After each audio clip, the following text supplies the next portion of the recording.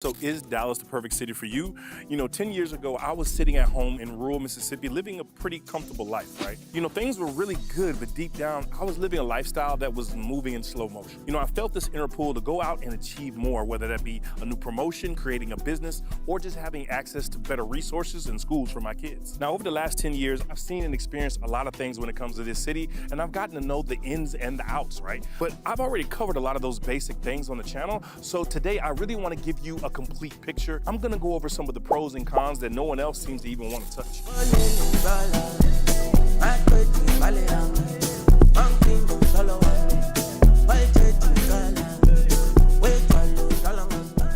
So if this is your first time to the channel, my name is Mark with the Dallas Relocation Guide, and we help people buy, sell, and relocate right here to the Dallas Metroplex. We'd love to be of service to you if you're thinking about making a move down here, so feel free to reach out. All of our contact info's down in the description below and pinned to the top of the chat. Now, I'm an Aquarius, and because of that, I really enjoy being out by the water, right? You see, back home in Mississippi, we have a couple of ponds, and I've always enjoyed being down on the banks, but for me, it's always been my dream to live a place where I had access to a beach. I have this picture in my mind of white sand and clear blue waters that you really only find in sea and travel vlogs and like maybe Turks and Caicos.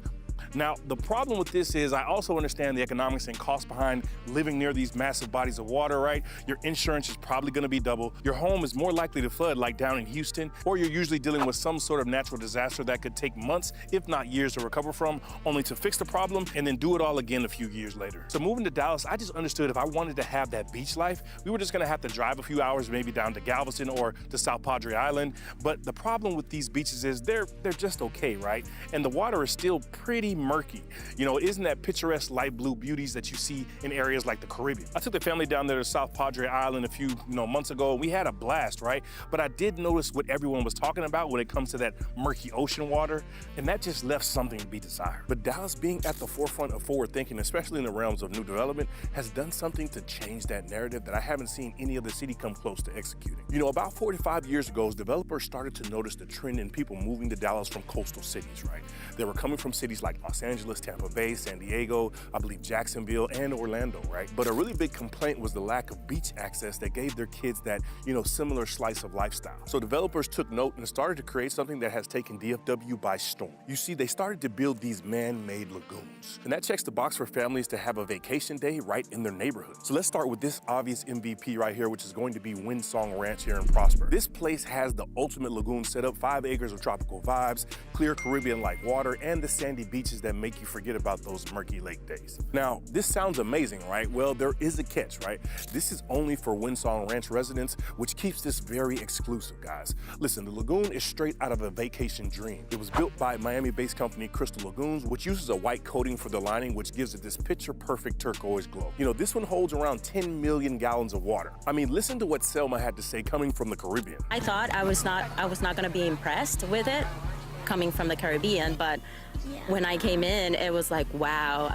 I feel like this is a beach and I'm just on vacation relaxing. Now, Crystal Lagoons isn't stopping at just Prosper, guys. They've got their sights set on more areas around DFW with over 70 projects in the works in all of Texas. And if you're worried about the price tag, because buying a home here in Prosper is probably gonna run you in the $600 to $1 million range, they have more lagoons currently being built for those of you who may be on a smaller budget. For instance, this one is being built over here on the east side of Dallas, and they have another one that's right down the street from here as well. Now, I've had extensive conversations with the builder and what's to come. The amenities are going to be world class, and get this, the starting point for prices in this community is only $400,000. That's gonna give you this crazy restaurant, that's gonna give you the bowling alley, the gym, the arcade, that's gonna give you the nice blue lagoon, different pools, I mean the works, guys. If you're looking for some value and somewhere if you buy in now that you'll be able to gain all the equity and appreciation as the other people buy around you, this is a no-brainer.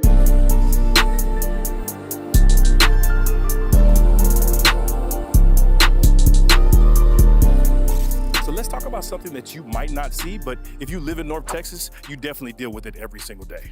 You see, for me, I'm used to it coming from, a rural place like Mississippi, but for my wife coming from California, Texas was a bit of an adjustment, right? You see, if you're coming from a different part of the country, this is only going to affect you during certain seasons, so it's not really something you have to adjust for as much. But for my wife, living in Dallas has definitely taken a toll on her ability to be comfortable. right? You see, ever since we met, she's always had this issue with sneezing or wheezing. Her eyes are always tearing up, right? And for me, I was really worried that, something was wrong with her. It just seemed like she had constant sick symptoms. Listen, don't tell her I told y'all, but she would do that little which of course we joke about, but after living here for a while and helping clients move here who seem to be dealing with the exact same thing, I started to realize maybe there was something bigger going on. So if you move to Dallas and then find yourself completely discombobulated, you're not alone, right? Because North Texas is basically drowning in pollen.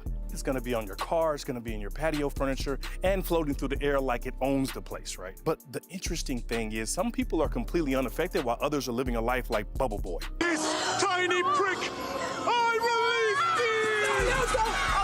I mean, every single year we hear, oh, this is the worst year that we've ever had for allergies. And honestly, there's a lot of truth to it. But why is pollen so bad here? A lot of it has to do with where we live. So because of the warmer weather, that equals longer pollen seasons. But thanks to our mild winters, pollen season here is like that house guest that just won't leave. Bro, man, it's 3 in the morning, man.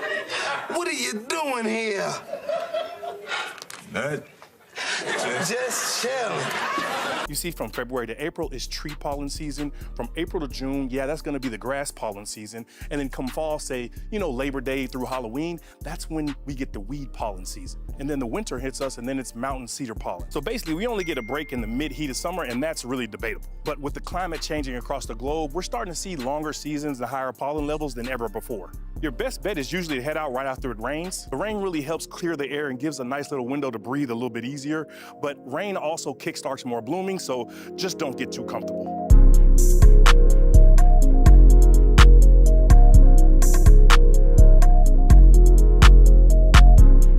I used to own a 3-level townhome in this highly gentrifying area of town. We were seeing tons of new development hit that area, new homes being built, old ones being demolished, and there was just this buzz for several different reasons going on in this area.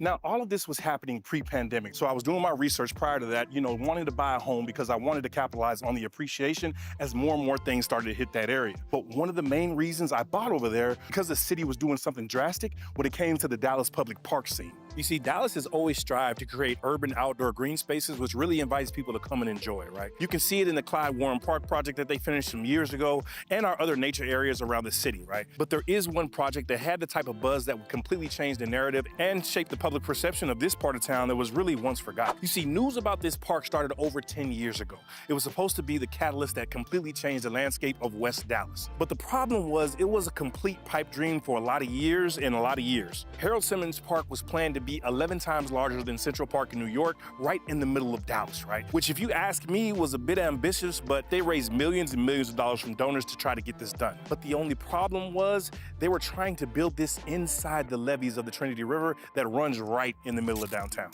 Now look, I'm no rocket scientist, but building a park in an area that's designated for water to run off from thunderstorms doesn't seem like the best place to put that. They ran into a myriad of issues that had to be worked out over the last 4 years, and many people had really just written this project off. Me being one of them, as I sold that property and moved my money elsewhere. And I'm not even gonna lie to you guys, that was a big mistake because today they've actually broken ground on this venture and it's finally coming to reality.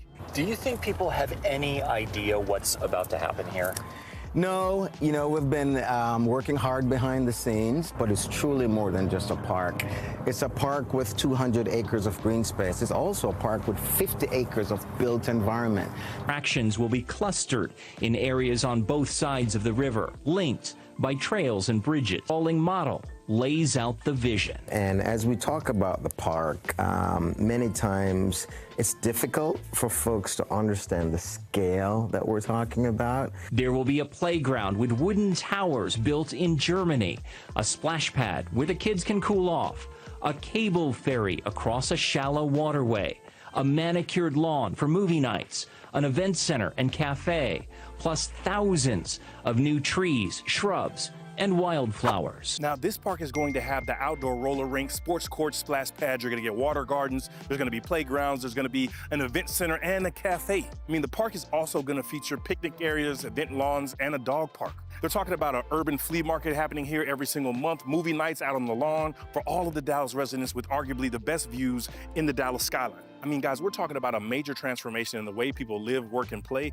especially when you're coming out and enjoying this won't cost you a dime. Now, there's one thing that is going to be a very big con, and it's almost encompassing with two, right? So just the other day, I was getting a wash, wax, and detail on the bins. I had just gotten a fresh cut like today, and me and the wife, we were gonna hit the town and meet some people, you know, some friends downtown and maybe get some dinner or something. Now, as I left the car wash, pulled up to the next light and paused, you know, waiting for the light to change colors. And then right at this point, a subscriber called, wanted more information about moving to Dallas, and I didn't even notice that the light had changed to green. You know, I was only there for no more than 6 seconds before I noticed that I was holding up traffic. Now, for me, I'm not the type to run from responsibility or confrontation, right? But the person behind me was just doing way too damn much, right? You know, they started honking their horn consistently, even after we were a mile down the road. Now, look, I'm not trying to act like I've never been frustrated and honked at somebody sitting at a green light. You know, we've all been there, but this person literally chased me down the road for another 4 blocks, holding up middle fingers, making gestures, and just being mad disrespectful. But then they pulled out in front of me and really started hitting their brakes. Now, this is where I felt my aggravation really building up, right? Now, the younger, hot-headed version of me probably would have engaged in an altercation, but, you know, being a father, I decided it was time for me to exit this situation altogether. And so I just hit a quick right, pulled into the nearest gas station. You see, guys, I know myself, right? And if they would have made me run into the back of their car over this foolishness, it was gonna be a bad day for all parties involved. And you see, this is a common occurrence out here in Dallas, especially on our roads, right? Road rage is a real thing, and people take things way too far, right? You know, I've seen on Instagram on certain Dallas pages where other people are trying to run other people off the road, and fender benders tend to escalate into something totally unnecessary, right? People on our highways, they drive like bats out of hell, guys. Sometimes doing 20 to 30 miles over the speed limit, and then they're upset if you're only going 5 over in the fast lane. I've seen people pull guns, people getting stabbed on the highway. You know, a lot of innocent drivers are impacted because 2 other drivers decided to have a battle on the road. It's just really a situation where things can get really dicey really quickly, but part of the problem isn't on the drivers themselves, right? I have to be honest with you guys and hold the city of Dallas accountable for some of this foolishness. You see, in the city of Dallas, or how we like to say inside of the loop, you'd be hard pressed to see someone getting pulled over for a traffic violation, right?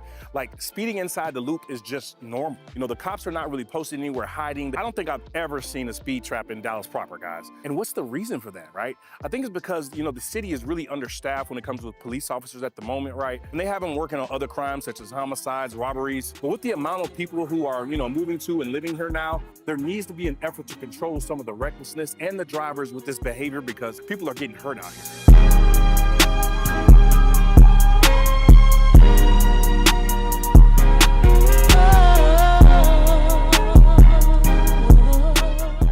So I'm super excited to announce we just released our Reload Ready bundle. This is a bundle that gives you our knowledge of the Metroplex, the best areas, best food spots, best schools, and overall what to expect. And lastly, we're gonna give you access to our preferred property list. This is when builders have inventory that they need to move. They call and give us first dibs. These are gonna be those discounted properties you won't find on Realtor or Zillow.com. So if you want exclusive access, click the link below, become a part of our inner circle where we say less and pay less. Now, back to the video you were watching. So something you're gonna notice as soon as you touch down to Dallas is the amount of new construction on all these large urban housing units, right? Specifically, we're talking about the luxury apartments packed with all the amenities that you could dream of, right?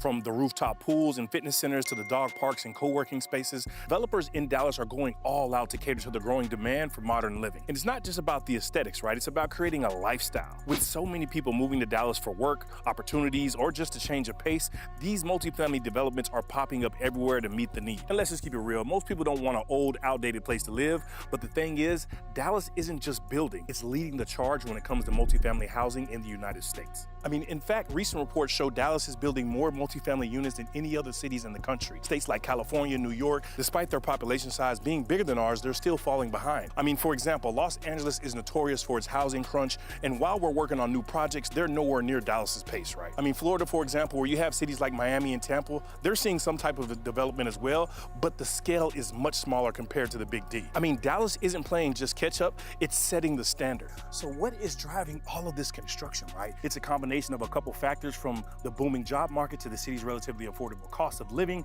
compared to a lot of these other major metros, right? And let's just be real, developers know that people are moving here and they're looking for more than just a place to crash. They want those amenities, the convenience, and that community vibe. So if you're relocating and wondering what's next, Dallas's multifamily housing boom means there's no shortage of options to find you that perfect fit.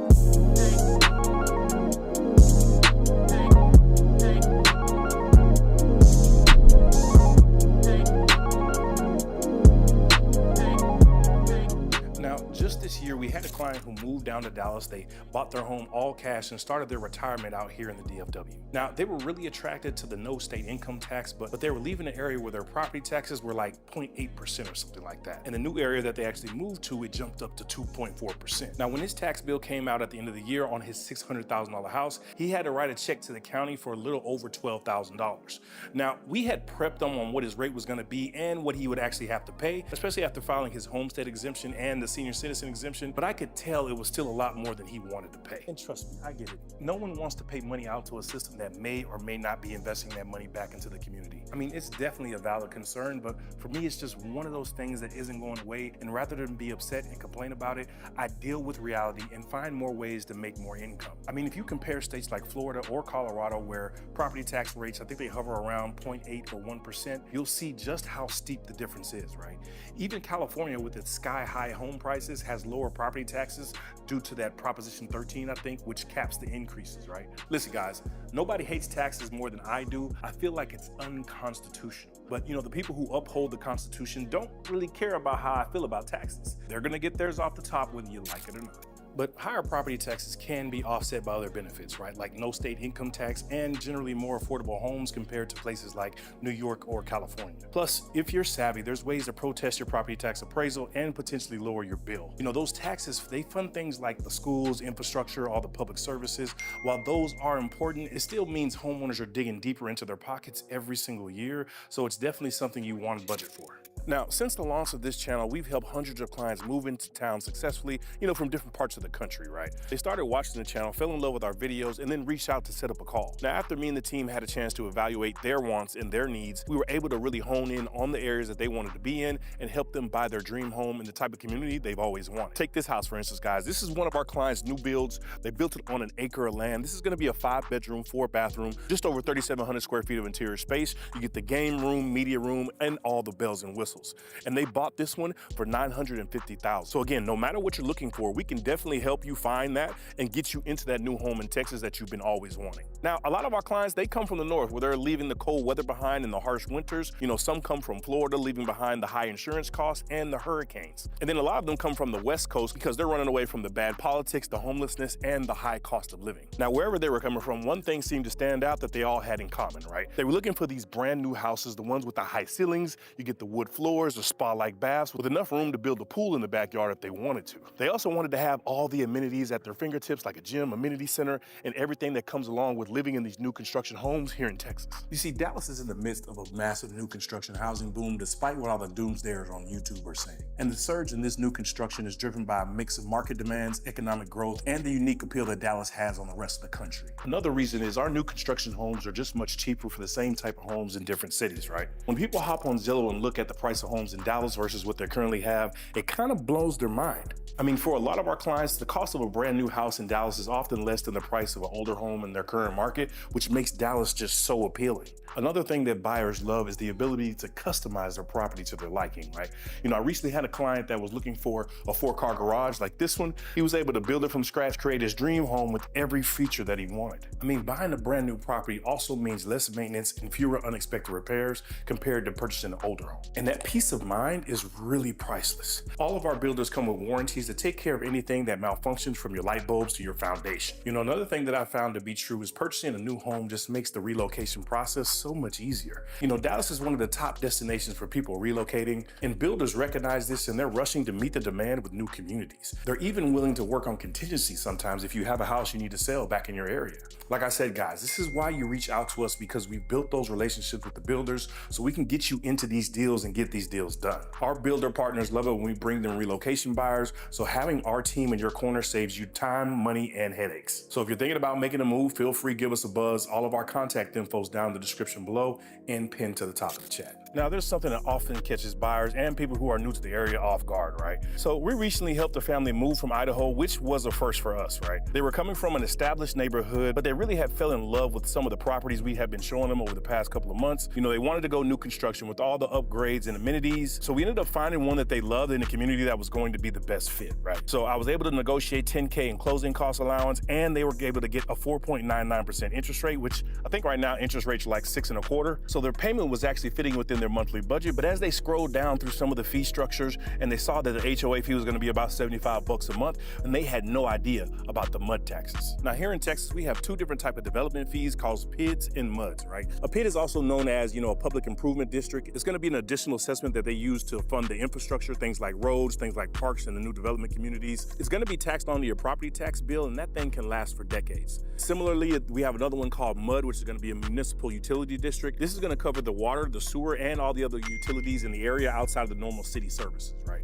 Now, while these assessments, they allow the developers to build a little bit faster and they keep home prices competitive, but the cost can be significant, sometimes adding hundreds to your yearly tax bill.